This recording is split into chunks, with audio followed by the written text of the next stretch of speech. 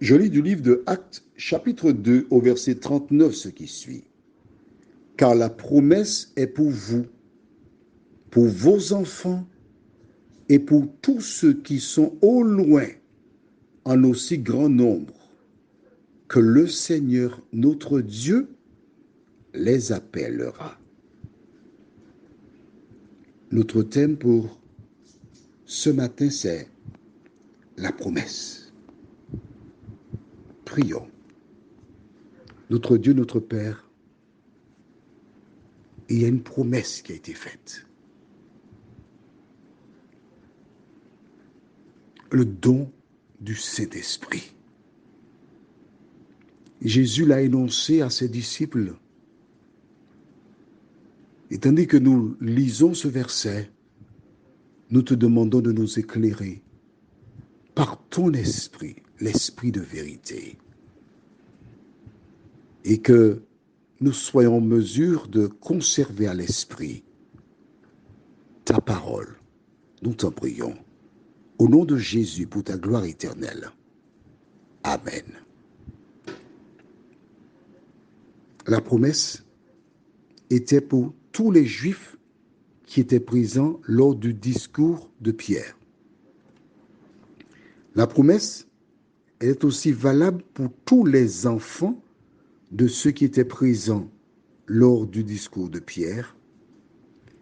Elle est aussi pour tous ceux qui sont au loin, donc en métropole, France, Portugal, Guadeloupe, Guyane, Martinique. En aussi grand nombre que le Seigneur notre Dieu les appellera. Comment le Seigneur appelle-t-il ses enfants? Qui est appelé par le Seigneur? As-tu la réponse?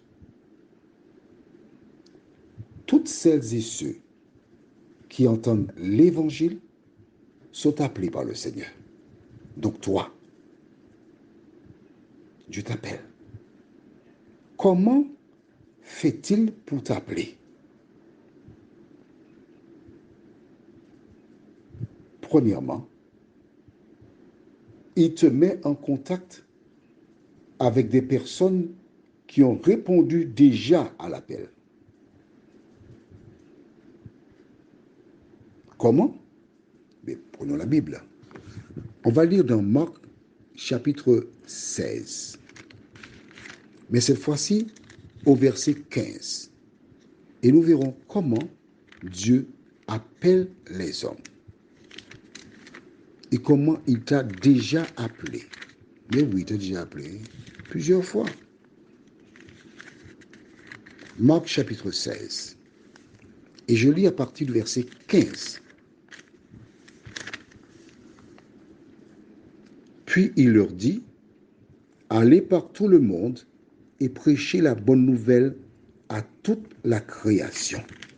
Voilà. Dès que tu entends quelqu'un parler de Jésus, c'est parce qu'il cherche à attirer ton attention. Il veut te parler.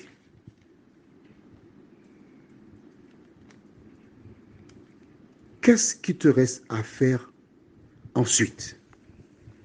Écouter ce que dit la personne? Pas toujours, non, non. Tu entends, tu analyses. Mais ce qu'il te faut faire, c'est tout simplement aller à la Bible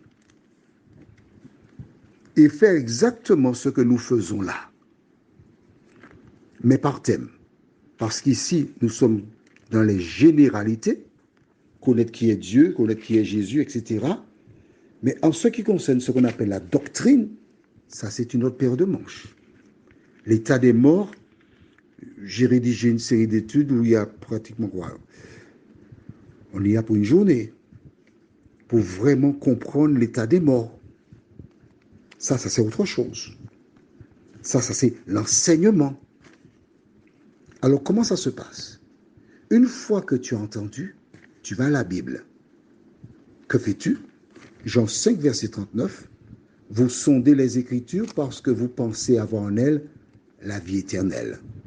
Ce sont elles qui rendent témoignage de moi. Mais le verset 40 est intéressant, puisqu'il dit, et vous ne voulez pas venir à moi pour avoir la vie. Des personnes qui entendent, qui voient, qui comprennent, mais qui restent sur leur position. Ces personnes-là ne croient pas. Et alors, elles ne peuvent pas bénéficier de la promesse. Prions. Notre Dieu, notre Père, combien nous sommes heureux en ce jour de nous trouver près de toi, la source de la vie. Merci pour ta parole. Merci pour la compréhension. Car c'est toi qui nous instruis. C'est toi qui nous parles, pas un homme. C'est ton esprit qui nous permet de lire dans la Bible et de comprendre. Merci Seigneur. Aide-nous chaque jour à nous réfugier dans ta parole, nous t'en prions. Au nom de Jésus, pour ta gloire éternelle. Amen. Je te souhaite une bonne journée.